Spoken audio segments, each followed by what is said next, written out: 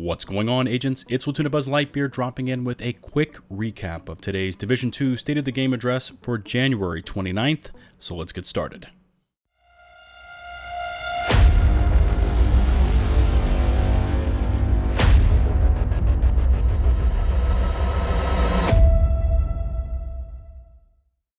Hamish, Yannick, and Drew were the hosts this week, and they jumped right into the priority alerts. There will be no maintenance for this week, and they did acknowledge that they see an issue with Clan XP not updating, and they are investigating this issue. The cause of some of the blueprints not showing up has been found, and they are aware of blueprints not showing up across multiple characters, and they are working on the blueprint issue, but are unsure if it will be ready to go live in time with Episode 3, which is scheduled for February. After switching gears and discussing the vibe of the new Coney Island area, the stream team briefly talked about the lighting and how this area will look quite different than those that we have played up to this point. Drew quickly talked about the cleaners and how they have mutated and changed since we last saw them in New York. And Hamish then had screenshots of the Coney Island area shown during the stream, which I will show you now. Pretty pictures. I want to see this. Ooh. So this is what I was talking about with the lights, right? You have a lot of, depth fog. I mean, I don't know if that's exactly what we're doing here, but there's a lot of Is it depth fog? Well, no, but that it's not depth fog. It is now. Very scientific term. We'll call it depth fog. It's fine. But you know what I mean. Like, there's obviously a lot of why am I forgetting the word? Anyway, I'm not the developer here, but yeah, it looks dope. Yeah. So, I mean, in our engine renders the bouncing of the lights super well, right? With our global illumination, it's really cool. Yeah, I really like it. That looks sick. Yeah, this one is just amazing. More photos for sure. Yeah, it just makes you want to go in. I do wonder though, if the lights are on, who's powering them? Well, not all power is lost, right? So.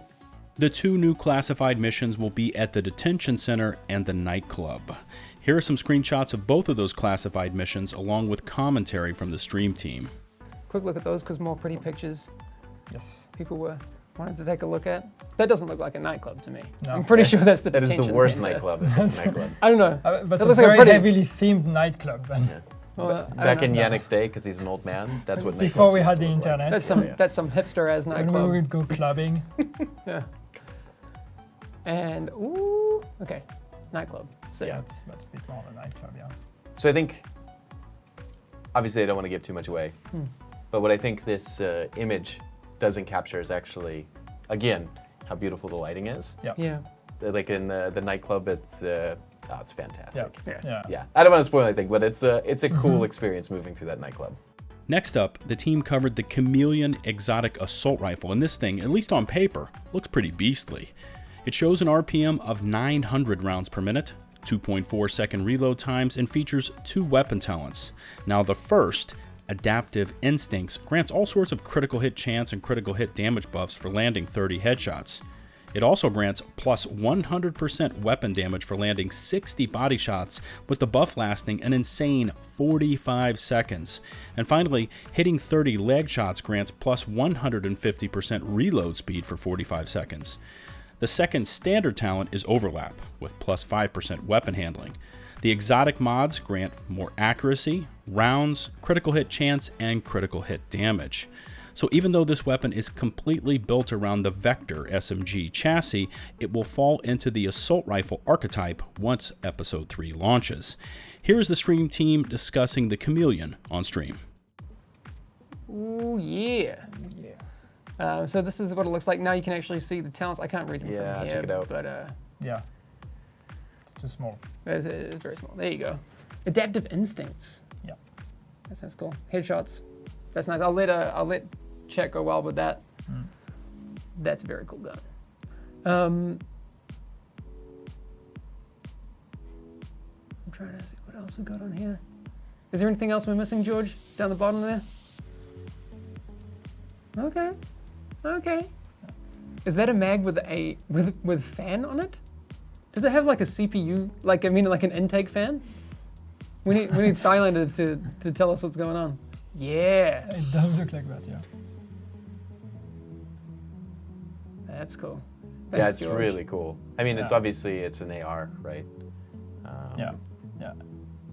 A nice CPU Yeah. cooler on your Mac. Yeah, exactly. So if we can go back to the talent a bit and comment a bit on that. So yeah, I can't read it from here, but it's the idea is that you really have these 3 different buffs.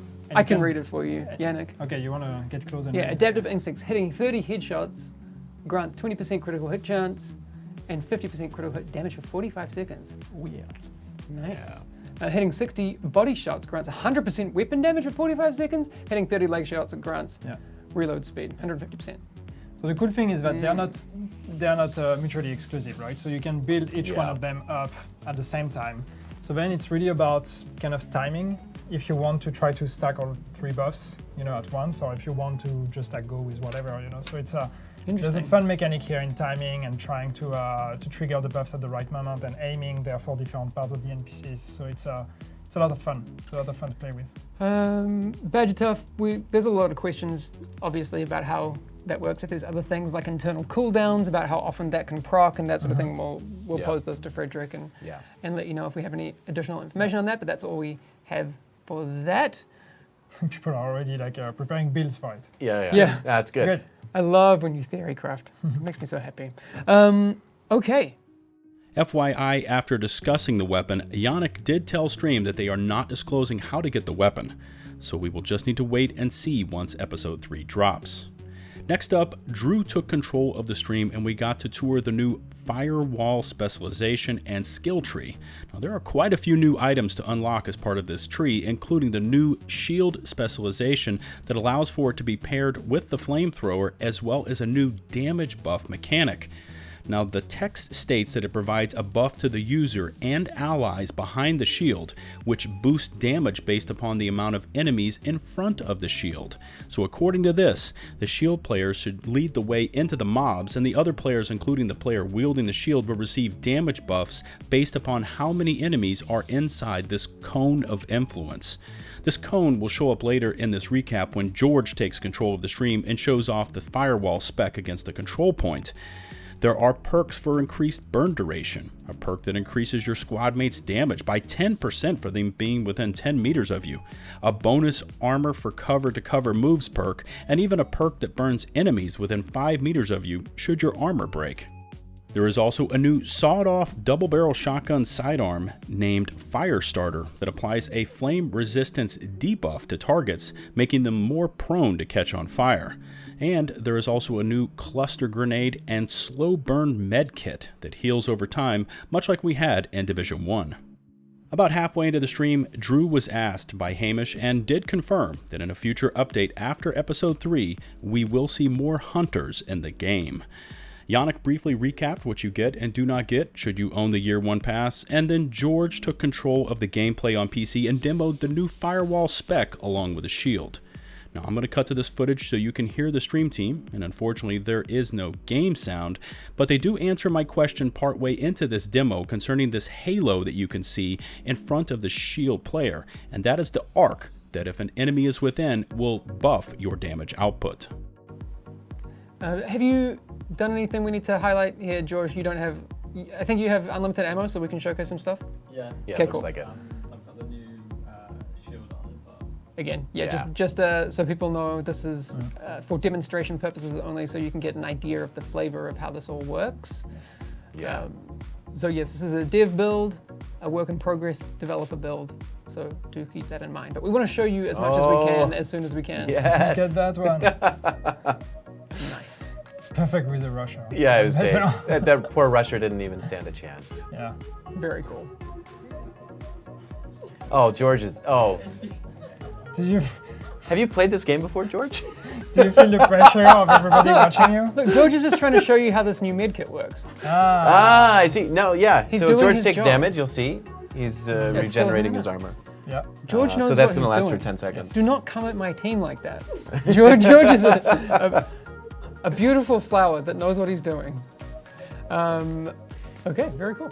So did we have a chance to look at the sidearm yet? In 2 seconds. George is quietly freaking out on Let me the. try not to make it the fool side of the myself. room. Okay, here we go. Because you can do the sidearm with the shield, right? And then Probably, I was going to say switch. probably works better with a shield. Yeah. Very cool. You can't wait to see this in the dark zone? Oh, me too. It's gonna be cool. Oh yeah, that is a good question, Buzz.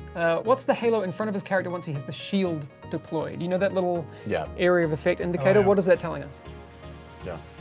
The cone? Yeah. Yeah. Do you want to? Yeah. Go for it. So there is, I just can't remember what the effect is, but that's, is that the damage bonus when enemies are in, Yeah, that's in right. that cone, right? Yeah, exactly. So yeah. that's one of the, that's It's the one of effect the- of that shield mod, right? Yeah, exactly. If Yeah. you look at the, which as soon as George is done Yeah. Maybe we making can, making s'mores out of hyenas. Do we have the actual proper text here so I can, Yeah, there are some bugs.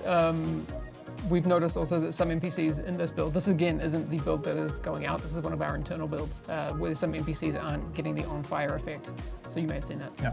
So basically that shield mod gives you and your allies a damage increase, and the buff strength is increasing with the amount of enemies that are in that cone in front of you.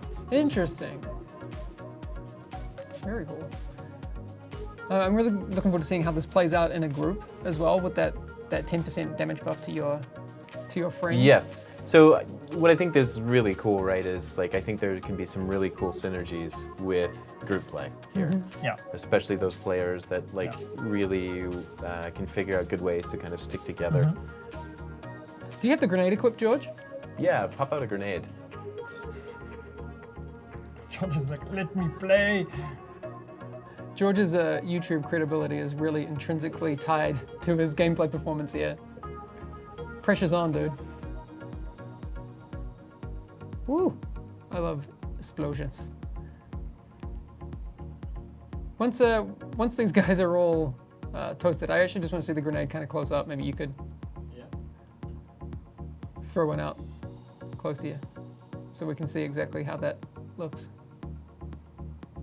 Cool. Nice. Yeah. I love that. Actually, do you have the Chameleon in your inventory as well, George? Some people are asking if we can get a quick look at that. Maybe once you find a safe spot.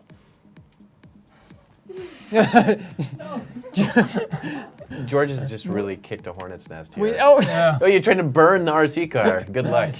We need a George cam. He's kind of freaking out. I like that. No one asked that. Dark.SKILL. Okay, I'll leave it up to chat. Do you want to see the Chameleon in action? I'm pretty sure some people were asking for that. How about, this is a good question from Onsley. How about 4 guys running the specialization side by side? Does everyone get that same 10% buff, like on top of the buff, or can it only affect you once?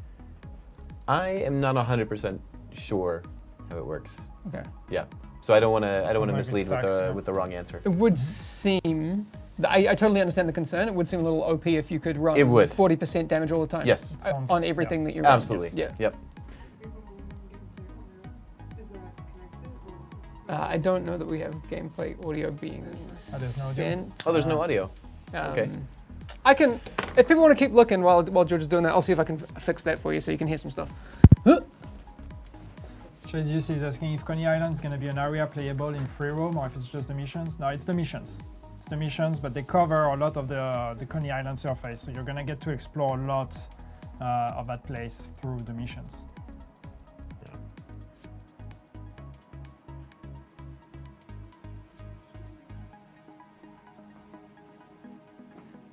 There we go. Look out for that medic. Sorry, George. chat. No audio for you today. No? We can't? No. Damn it. I mean, unless I go in and no, it's not happening.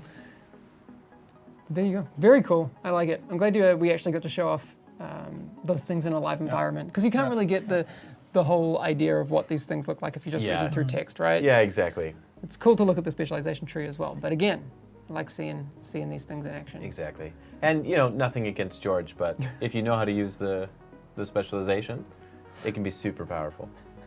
That is so passive aggressive. I just wanted to throw something in that didn't sound Well, It didn't sound. I like that Felix was trying too to be assuming nice and here. say, yeah, George is not so great with a controller. He's playing with mouse and keyboard right now.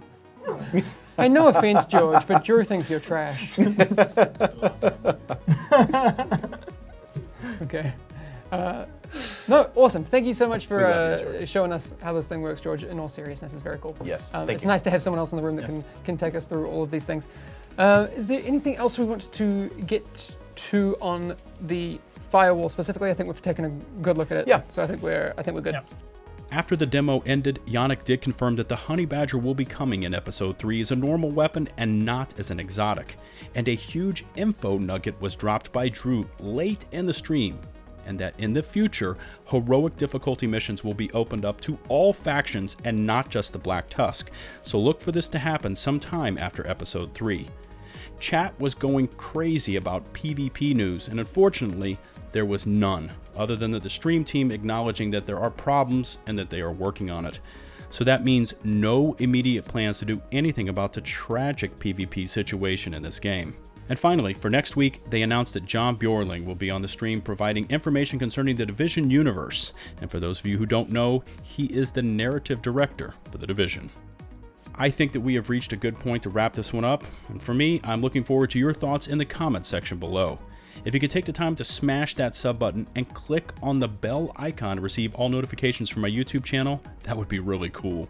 Don't forget to rate the video with a thumbs up or down, and if you feel like supporting me and my content, check in the video description for links to my merchandise store and Patreon page. Don't forget to follow me over on Twitter for all my thoughts concerning everything Division related. And until my next upload, this is LtBuzzLitebeer, signing off.